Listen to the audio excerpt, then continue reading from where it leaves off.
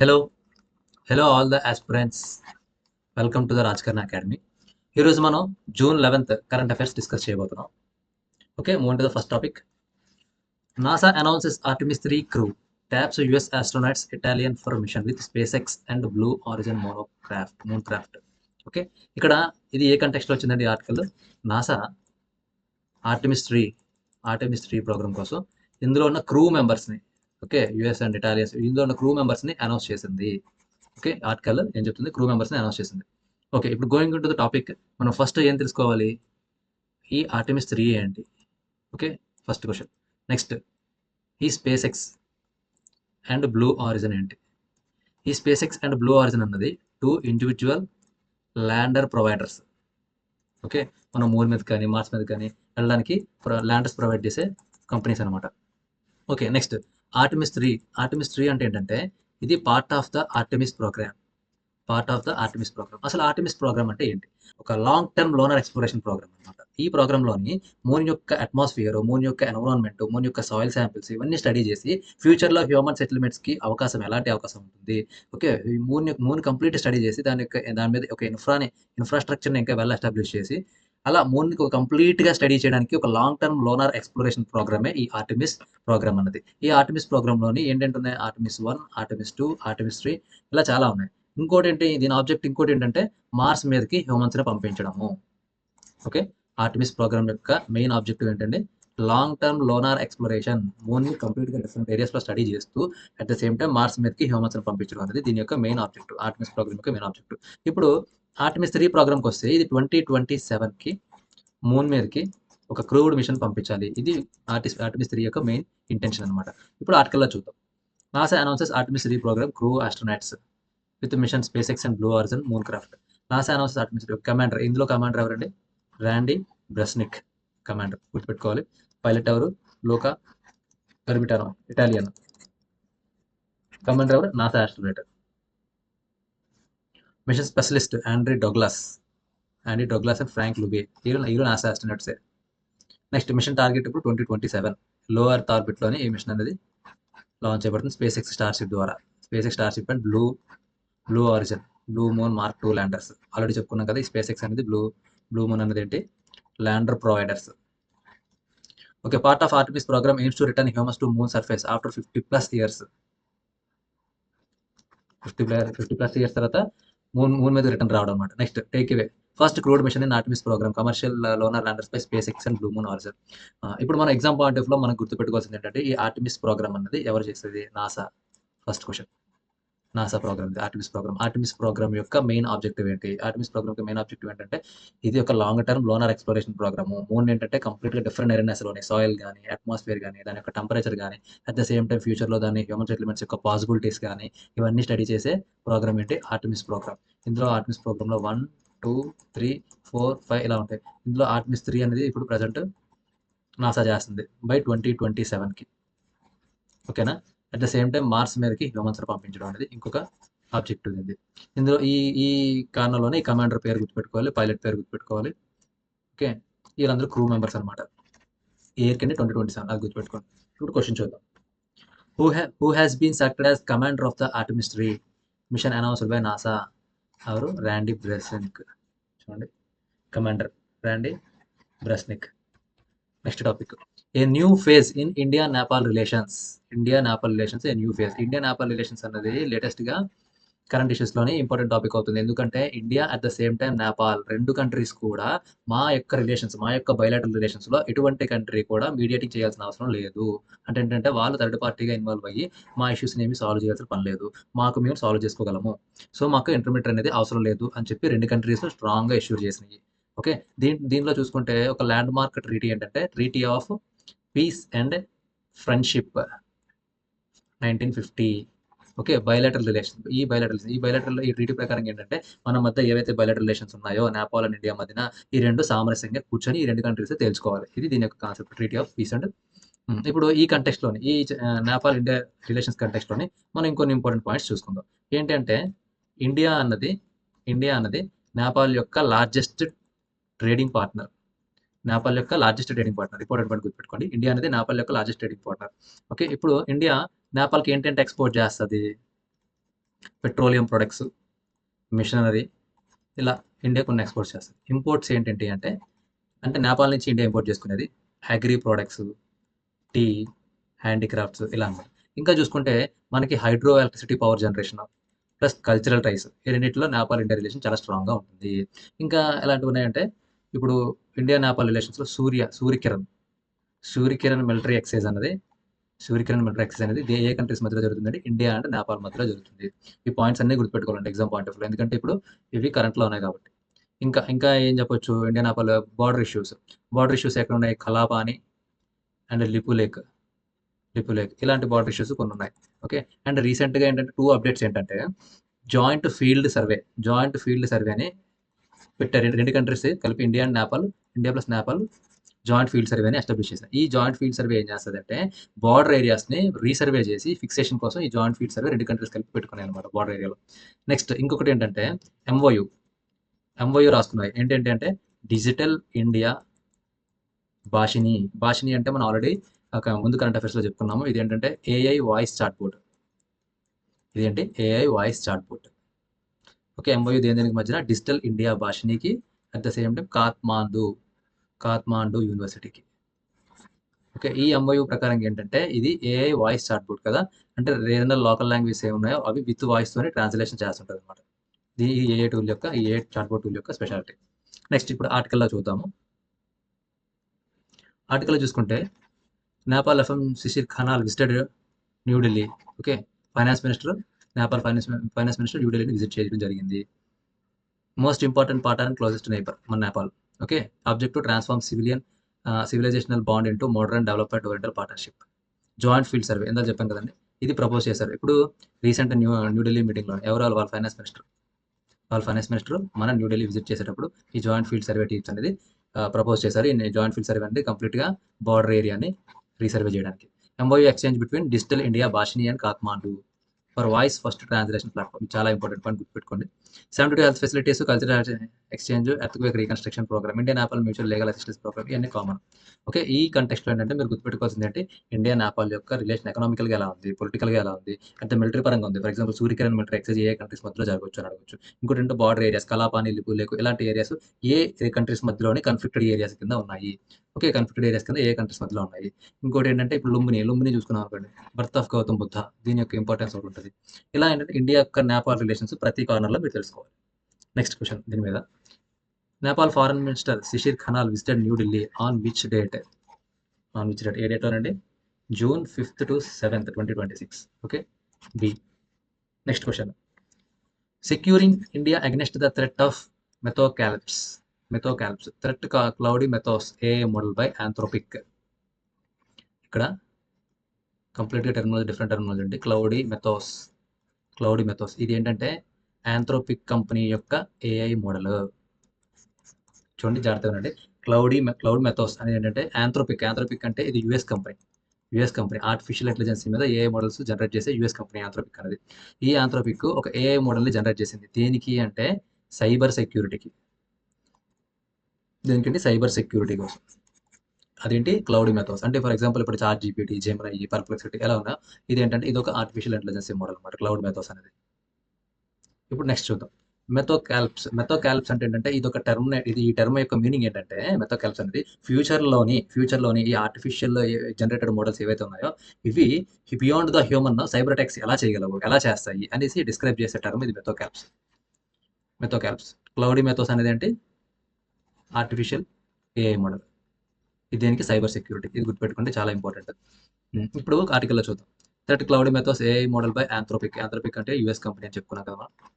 Capability detects 0-day vulnerabilities in OS and web browsers. April emergency meeting convened by FM Nirmala Sitharam, IT Minister and RBI Chief, SBI Chairman as certain head. Vulnerable systems, UPI, Jandan Aadhar, mobile Aadhar, financing, banking, software, government login portals. Okay, next, India's demand sovereign data hosting of Anthropic AI models in India. Push for local hosting amid cyber data concern. ఇక్కడ చూడండి, ఇప్పుడు ఇది ఏ కంటెక్స్ట్లో అంటే June 2nd 2026ని ఈ మెథోస్కి India access ఇచ్చింది. India access ఎప్పుడు ఇచ్చింది? జూన్లో ఇచ్చింది. దేనికి? మెథోస్కి ఇచ్చింది. ఓకే, అంటే ఏంటంటే ఇది ఎందుకు సైబర్ సెక్యూరిటీకి వాడడానికి. ఈ సైబర్ థ్రెట్స్ అన్ని ఏ కార్నర్స్‌లో చేయొచ్చు అంటే జన్‌దాన్ లేకపోతే బ్యాంకింగ్ సిస్టమ్‌లో గాని, లేకపోతే గవర్నమెంట్ లాగిన్స్‌లో గాని, లేకపోతే మినిస్ట్రీ వెబ్‌సైట్స్‌లో గాని ఇలాంటి వాటిల్లోనే సైబర్ అటాక్స్ చేయొచ్చు అనే కారణంతోనే ఈ మెథడ్స్‌కి అనేది మనం యాక్సెప్టెన్స్ ఇవ్వడం జరిగింది. ఓకే. జూన్ ఈ కంటెక్స్ట్‌లో ఏంటంటే డిఫరెంట్ మినిస్ట్రీస్ మీటింగ్ జరిగింది. ఓకే. నెక్స్ట్ దీని మీద క్వెషన్ చూద్దాం. Which AI model developed by Anthropic. Anthropic అంటే ఆల్రెడీ చెప్పుకున్నాం యూఎస్ కంపెనీ ఇది. Is refer to the world most formidable hacker AI. ఏంటంటే వరల్డ్ మోస్ట్ ఫార్మిడబుల్ హ్యాకర్. ఇది ఎక్కడెక్కడ ప్రొటెక్ట్ చేస్తుంది? Cyber security, banking system, UPI payments, government portals, Aadhaar and JAM. ఏంటి? Claude Mythos. ఇక్కడ answer ఏంటంటే Claude Mythos. Next topic. India pushes for dialogue on climate finance adaptation at Bonn climate talks. Bonn BONN Bonn conference 2026. ఇది ఎక్కడ జరుగుతుందండి? Germany.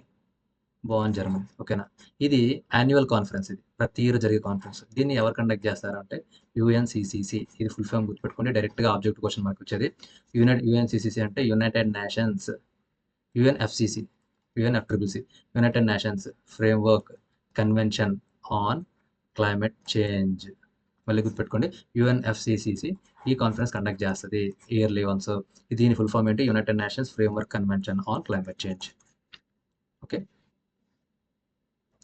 ఇప్పుడు ఈ conference ఈ బాన్ 2026 అంటే బాన్ కాన్వెన్షన్ కాన్ఫరెన్స్ కాన్ఫరెన్స్ వల్ల ఏంటి? ఈ బాన్ క్లైమేట్ కాన్ఫరెన్స్ యొక్క స్పెషాలిటీ ఏంటంటే ఈ కాన్ఫరెన్స్లోని ప్రతి కంట్రీ దాని యొక్క నేషనల్ డిటర్మైన్డ్ కంట్రిబ్యూషన్స్ డిసైడ్ చేస్తూ ఉంటాయి. అంటే ఏంటంటే ఈ నాన్ రెన్యూవబుల్ నుంచి రెన్యూవబుల్ కన్వర్ట్ చేయడానికి, లేదంటే పొల్యూషన్ తగ్గించడానికి, లేదంటే ఎలాంటి ఎన్విరాన్మెంటల్ తీసుకుంటుంది. ఇంకోటంటే ఈ industrial pollutions at the same time దీనికి ఫైనాన్సింగ్ ఎలా తగ్గిస్తూ, కాలుష్యం తగ్గిస్తూ గ్రీన్ ఇనిషియేటివ్స్ని ఎలా ఎంకరేజ్ చేస్తున్నాయి, ఇవన్నీ ఇందులో డిస్కస్ చేస్తుంటారు అనమాట. ఇంకోటి ఏంటంటే డెవలపింగ్ కంట్రీస్కి ఎలా ఫైనాన్సింగ్ చేస్తుంది. ఓకే. ఎంత ఫైనాన్సింగ్ చేస్తుంది? ఎందుకు ఫైనాన్స్ చేయాలి అంటే డెవలపింగ్ కంట్రీస్ వాటి యొక్క ఇండస్ట్రియల్ సోర్సెస్ని వాటిని తగ్గించుకొని, పొల్యూషన్ తగ్గించుకొని గ్రీన్ ఇనిషియేటివ్స్ వల్ల వెళ్ళాలి. అంటే వాళ్ళకి కొంత ఖర్చు అవుతుంది. వాళ్ళ ఎకనామిక్ గ్రోత్‌ని లూజ్ అవ్వాల్సిన అవసరం వస్తది. సో, అలాంటి టైంలోని ఏంటి? ఫైనాన్సింగ్ ఉండాలి. ఓకే. ఫైనాన్సింగ్ ఎవరు? డెవలపింగ్ కంట్రీస్‌కి ఫైనాన్సింగ్. ఈ ఈ ఇంకోటేంటంటే నేషనల్లీ డిటర్మైన్డ్ కంట్రిబ్యూషన్స్ ఇవి డిసైడ్ చేయాలి. ఇంకోటేంటి ఈ డిటర్మైన్డ్ కంట్రిబ్యూషన్స్ అనేది చాలా ట్రాన్స్‌పరెన్సీ వేలోని ఎంతవరకు ఒక కంట్రీ అడాప్ట్ చేస్తుంది, ఎంతవరకు ఒక కంట్రీ మిటిగేట్ చేస్తుందంటే పొల్యూషన్‌ని తగ్గిస్తుంది అనేది కూడా చాలా క్లియర్ కట్‌గా డిస్కస్ చేయాలి.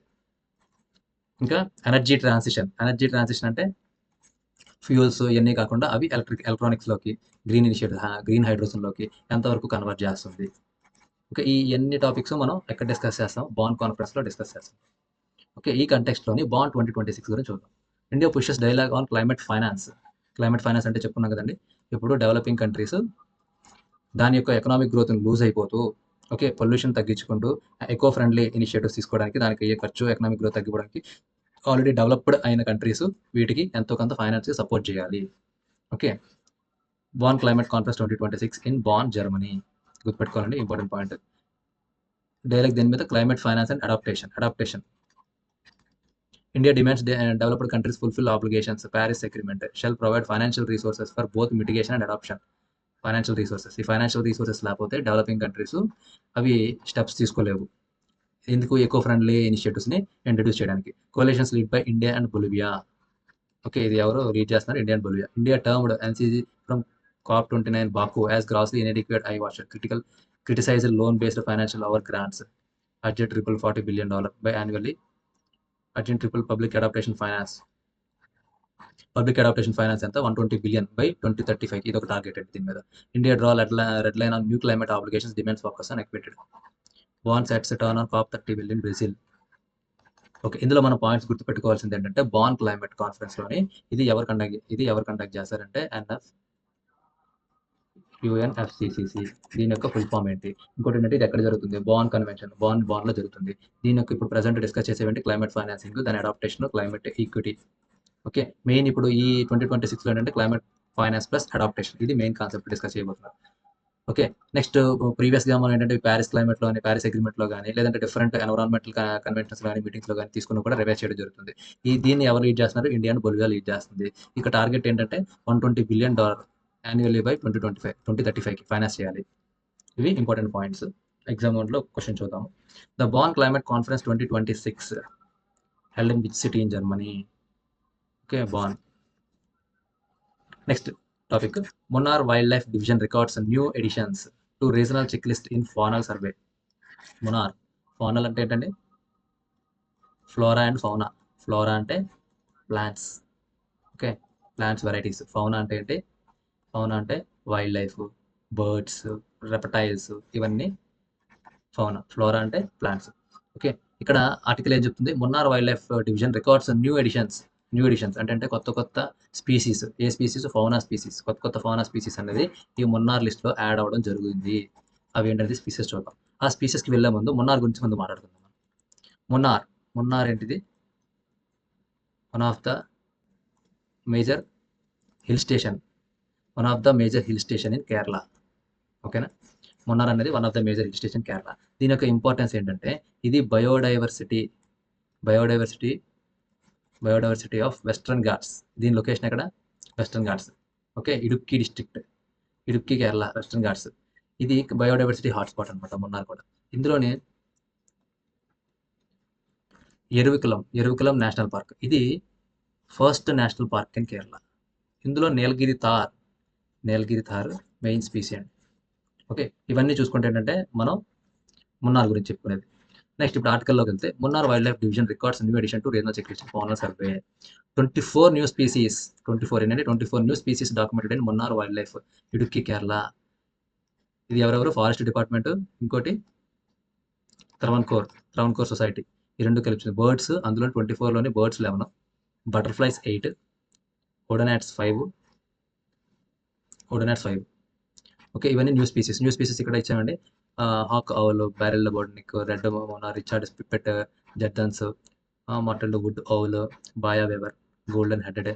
ఇవన్నీ ఏంటంటే బర్డ్ స్పీసీస్. కొత్తగా ఇక్కడ మున్నార్ ఫౌనల్ స్పీసీస్లో కొత్తగా యాడ్ అయిన బర్డ్ స్పీసీస్ అనమాట ఇవి, ఈ 11. నెక్స్ట్ బటర్ఫ్లైస్ కూడా కొన్ని ఏటైతే ఇప్పుడు యాడ్ అయినాయో ఇక్కడ చూడండి. లార్జెస్ట్ ఇండియన్ బటర్ఫ్లై అంట southern birdwing largest Indian, గుర్తుపెట్టుకోండి ఇది. ఇలా ఏంటంటే కొన్ని స్పీషీస్ మీరు గుర్తుపెట్టుకోవాలి.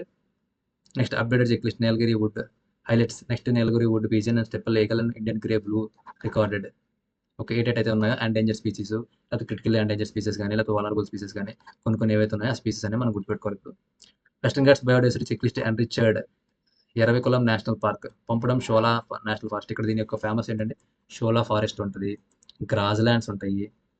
ఓకే, ఈ కంప్లీట్ ఎకో సిస్టమ్ అనేది బయోడైవర్సిటీ హాట్స్పాట్ అండి ఇక్కడ. ఓకే, ఇక్కడ మనం ఎగ్జామ్ పాయింట్ ఆఫ్ మనం గుర్తుపెట్టుకోవాల్సిందంటే ఫస్ట్ మనం తెలుసుకోవాల్సింది మున్నార్ వైల్డ్ లైఫ్ గురించి తెలుసుకోవాలి. మున్నార్ లైఫ్కి ఎరవికులం నేషనల్ పార్క్ అనేది నియరెస్ట్గా ఉన్నది. ఈ ఎరవికులం నేషనల్ పార్క్లోని ఏ స్పీషీస్ ఉన్నాయి? ఏ స్పీషీస్ ఇంపార్టెంట్. ఓకే, ఇంకోటి ఏంటంటే ఈ Munnar wild life 29 new species, కొత్త స్పీసీస్. ఏవి? Fauna species, okay, birds, okay, butterflies, ఇవన్నీ కొత్తగా యాడ్ అయినాయి అనమాట. అవి ఏంటి అనేది ఇక్కడ లిస్ట్ ఇచ్చారు, వీలైతే గుర్తుపెట్టుకోండి ఎగ్జామ్ పాయింట్ ఆఫ్ వ్యూలో. ఓకే, ఇక్కడ హైలైట్ అయిన స్పీసీస్ ఏంటి? Nilgiri wood pigeon, steppe eagle, peregrine falcon, Indian grey hornbill, blue and kingfisher. ఇవి ఇంపార్టెంట్ అంటే ఇవి గుర్తుపెట్టుకోండి. Nilgiri wood pigeon, steppe eagle, peregrine falcon, Indian grey hornbill, blue eared kingfisher. ఈ species గుర్తుపెట్టుకో. ఇవి కొంచెం కష్టంగా ఉన్నా ఇవి మాత్రం గుర్తుపెట్టుకోండి. ఇవి ఏంటంటే ఇంపార్టెంట్ స్పీషీస్ ఇవి ఎగ్జామ్ పాయింట్ ఆఫ్ వ్యూలో. ఓకే, ఇంకా ఏమైనా మున్నార్ వైల్డ్ లైఫ్ గురించి మీరు తెలుసుకోవచ్చు. ఎరవికులం నేషనల్ పార్క్ గురించి కూడా. దీని మీద క్వశ్చన్ చూద్దాం. How many new bird species were documented in the Munnar wildlife division? ఇక్కడ బర్డ్ స్పీసీస్ ఏంటండి? సెకండ్ పాయింట్లో చూడండి, bird species 11. Okay, 11 is the answer. Okay, దీంతో ఏంటంటే June 11th న్యూస్ పేపర్లో ఉన్న ఇంపార్టెంట్ ఆర్టికల్స్, కాన్సెప్ట్స్ మనం డిస్కస్ చేయడం జరిగింది. మిగతావి వన్-లైనర్స్ కింద ఇవ్వడం జరుగుతుంది. ఓకే, ఇంకా ముందు గ్రూప్ 2 కానీ, లేకపోతే యూపీఎస్సీ కానీ, ఇంకా ప్రీవియస్ ఇయర్ కాంపిటేటివ్ ఎగ్జామ్స్కి ప్రీవియస్ ఇయర్ క్వశ్చన్స్ అనాలిసిస్తో పాటు, స్ట్రాటజీస్తో పాటు ఇంకొన్ని వీడియోస్ మీకు ముందే అప్డేట్ తెలియాలి అనుకుంటే మీరు రాజకర్ణ ఛానల్ని సబ్స్క్రైబ్ చేసుకోండి. ఓకే,